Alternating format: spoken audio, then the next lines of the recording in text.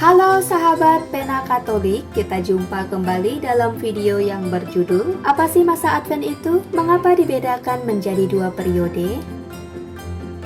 Sudah sejak awal berdirinya gereja, selalu ada masa persiapan untuk merayakan kelahiran Yesus Kristus di Bethlehem. Masa persiapan ini disebut masa Advent, artinya kedatangan. Persiapan itu mencakup bidang liturgis maupun penghayatan rohani pribadi. Sasaran persiapan itu dibedakan menjadi dua, yaitu jangka panjang dan jangka pendek. Persiapan jangka panjang diarahkan pada kedatangan Kristus yang kedua sebagai hakim akhir zaman. Sedangkan persiapan jangka pendek diarahkan pada perayaan pesta kelahiran Yesus di Bethlehem tanggal 25 Desember. Dari catatan historis abad keempat, sudah dibedakan adanya dua makna masa Advent seperti itu. Dua makna inilah yang dipertahankan oleh Konsili Vatikan II dalam pembaruan liturgi gereja. Tidak adanya masa Advent dalam gereja Protestan bisa jadi merupakan perwujudan keinginan untuk tampil beda dari gereja Katolik dan kurang perhatian pada tradisi gereja yang sudah ada sejak awal.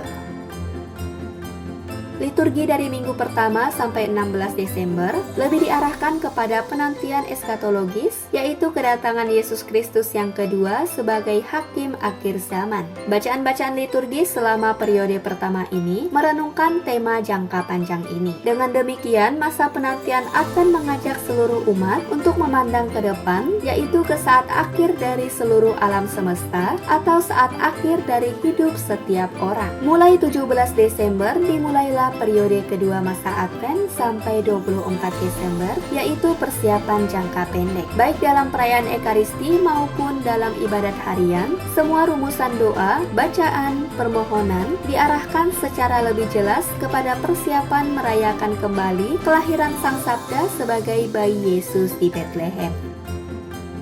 Persiapan jangka panjang menampilkan dimensi eskatologis dan persiapan jangka pendek menunjukkan dimensi historis sakramental. Keduanya sangat erat terkait dan dihayati dalam hidup setiap murid Tuhan. Dimensi eskatologis ini mengingatkan kita akan tugas misioner gereja untuk mewujudkan keselamatan itu sepenuhnya sampai pada kedatangan Kristus yang kedua sebagai hakim akhir zaman. Dimensi historis sakramental, masa Advent merujuk pemenuhan janji keselamatan Allah yang sudah terwujud dalam diri Yesus yang dilahirkan di Bethlehem itu. Janji penyelamatan Allah diwujudkan secara sangat konkret dalam bentuk kelahiran Yesus dalam darah dan daging seperti kita. Sahabat Pena Katolik, demikian informasi yang Mimin sampaikan, semoga menjadi berkat bagi kita semua.